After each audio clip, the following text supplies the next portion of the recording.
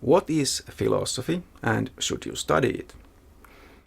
You may have heard of the word philosophy or philosophy, people talking about their own philosophy, or companies advertising, for example, on their websites that this restaurant's philosophy is to always provide fresh food for the patrons or whatever.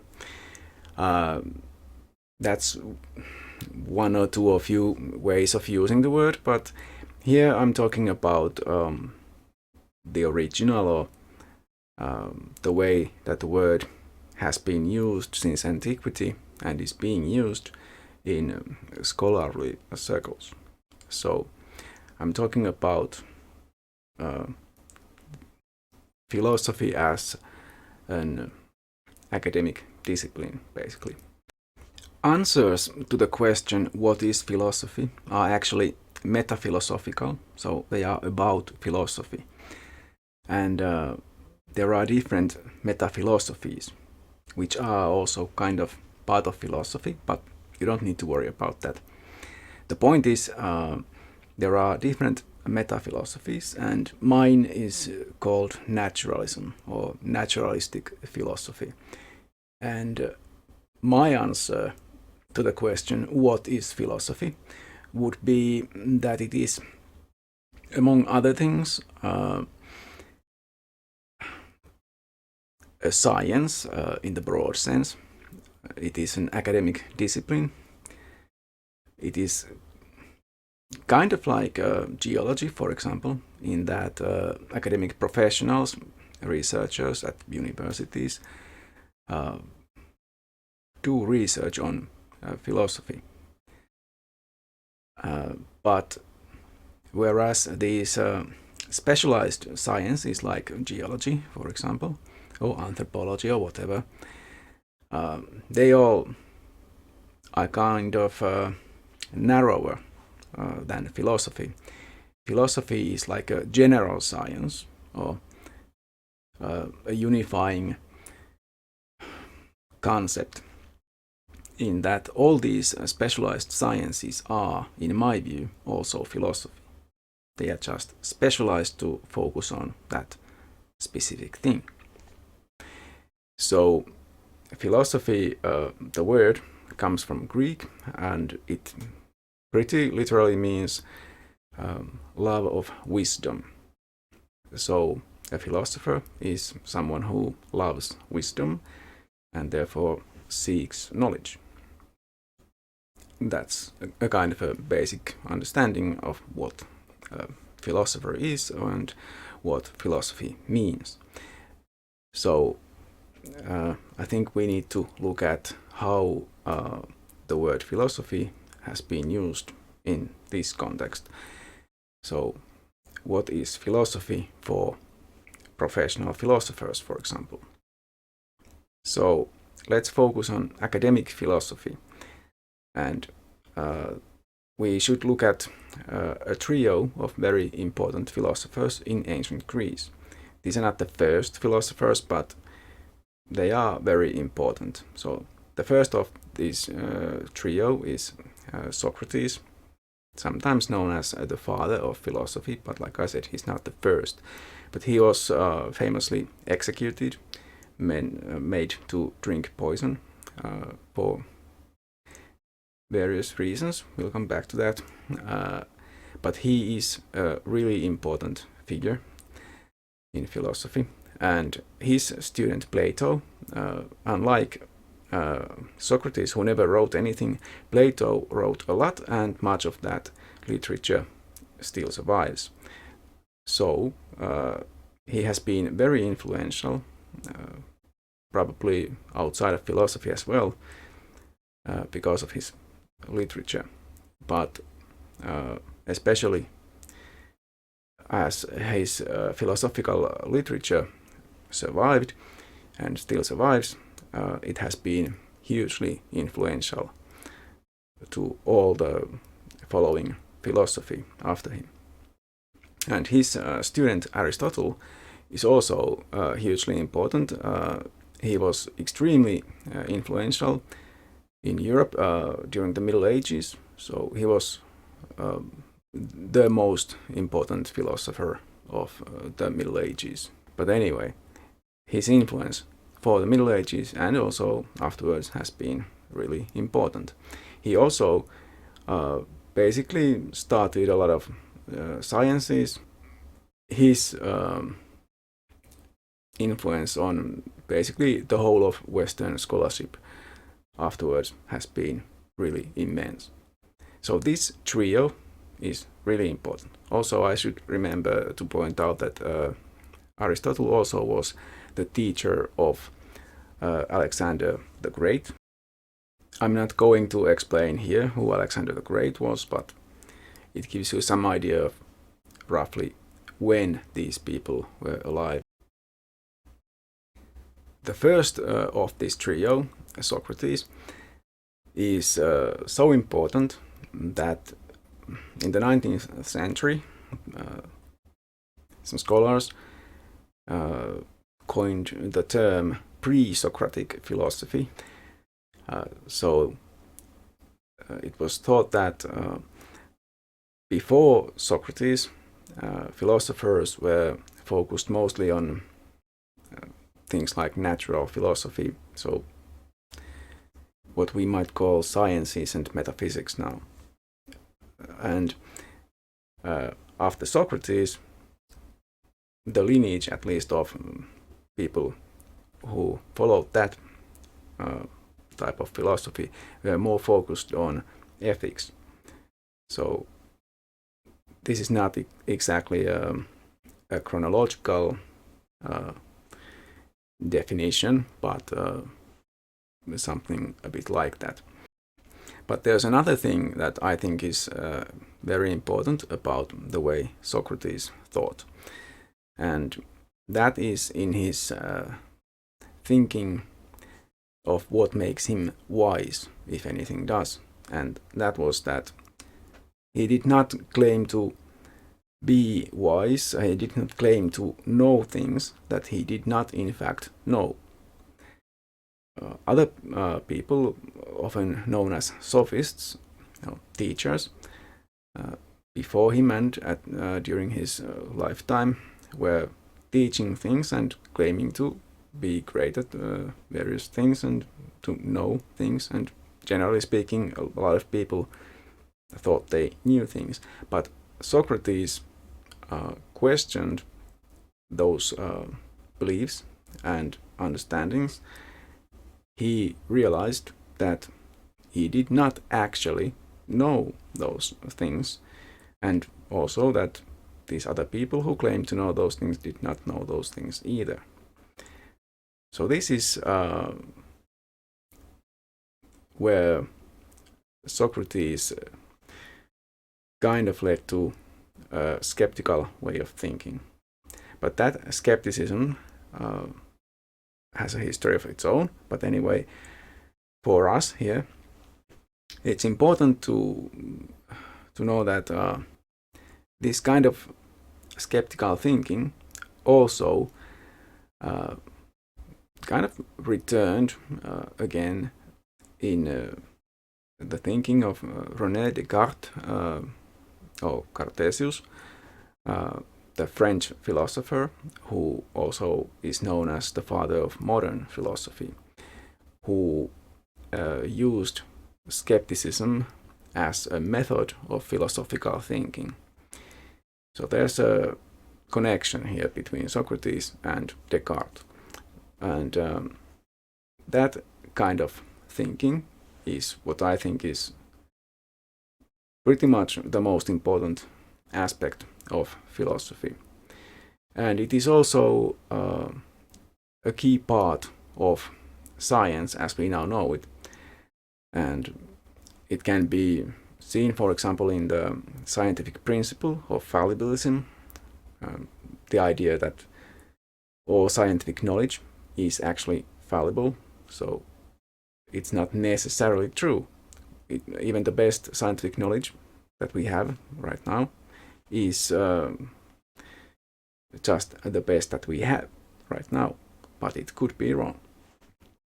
In the future, perhaps, some of these things that we think we know turn out to be false to some degree.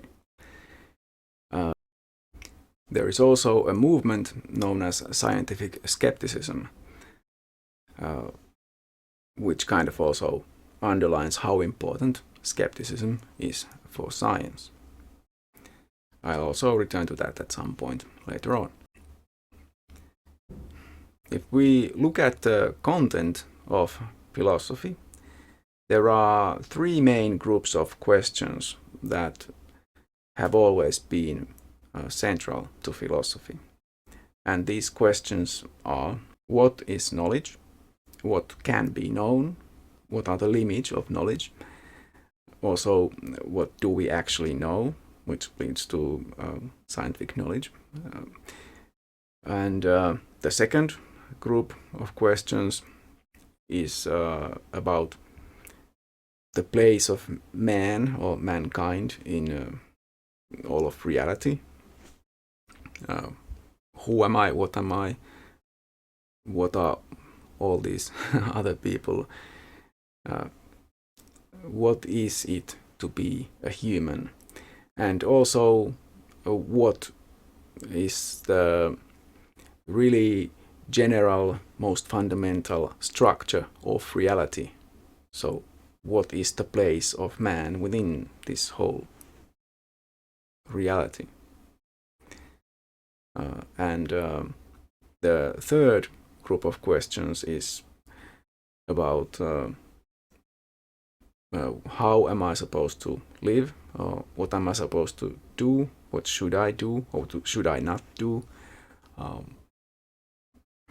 What is good or evil, right or wrong? That sort of things. So these three groups of questions are the roots of three different subjects within philosophy, known as epistemology, theory of knowledge, if you will, metaphysics, or actually the questions I asked were ontological, which is part of metaphysics, and then ethics. And as I already mentioned, ethics was what was really important for Socrates. The questions basically about how one should live. And I think these are questions that are, for most people who get into philosophy these days and who are interested in philosophical questions, I think most of those people are mostly interested in ethical questions, because that's central to everyday life. Also, the history of philosophy itself is important for philosophy, for doing philosophy, because philosophy is a discipline where philosophers are in constant discussion, in a way, with past philosophers, as well as the present philosophers, obviously. But philosophers today might read whatever, for example, Plato wrote a long time ago, and they might be inspired by what they read. And so for philosophy, it doesn't even matter that much whether the interpretations of present-day philosophers, for example, what interpretations of past philosophies or philosophers, what they have, if they are kind of right or wrong, it doesn't matter, as long as these interpretations inspire more new philosophy. Philosophy, the history of philosophy, the history of ideas, is more interested in how the ancient philosophers, for example, understood the things that they were talking about, what they wrote about. So that's a bit different. For philosophy proper, what the philosophers of the past actually thought doesn't really matter that much, but it's still always present in modern philosophy. So why should you study philosophy? Philosophy provides a basic education, a really basic form of education, really, in the sense that, for example, in Middle Ages, in the universities, when people went to study there, they first had to study philosophy, or that also included what might be called sciences now, and a bunch of other stuff. But that was the basic form of higher education, or almost any education that they had. And only after studying in the department of philosophy could they then move on to study law, medicine, or even theology.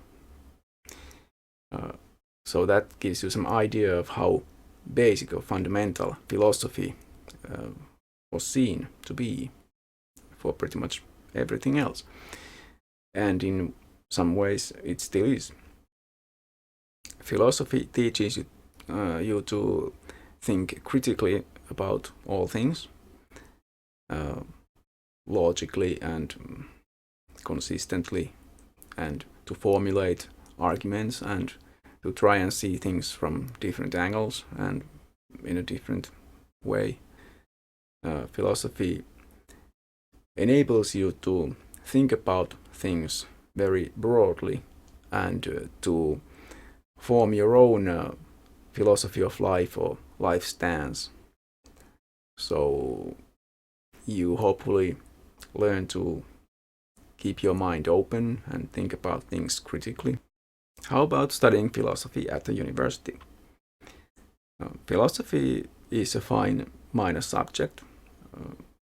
So if you study something like, for example, law, it's a fine minor subject to study along with the legal stuff that you have to study for your degree.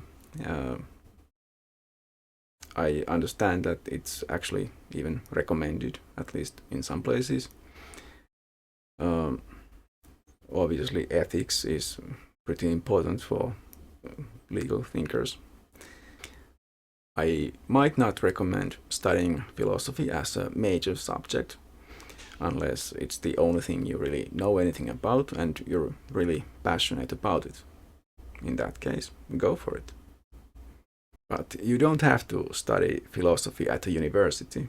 You can also study it on your free time. Obviously, you won't get a degree that way, but degrees aren't always the most important thing. And if you want to study philosophy on your own like that, then that's one thing this channel is for. I'm trying to help. In the next video, I will explain, or rather try and answer questions like why should you listen to me, and also give some kind of an outline of this whole course or series of video lectures that I'm planning to do. And I'll also go over the curriculum used in Finnish high schools, which is what this series will be mostly based on. See you then.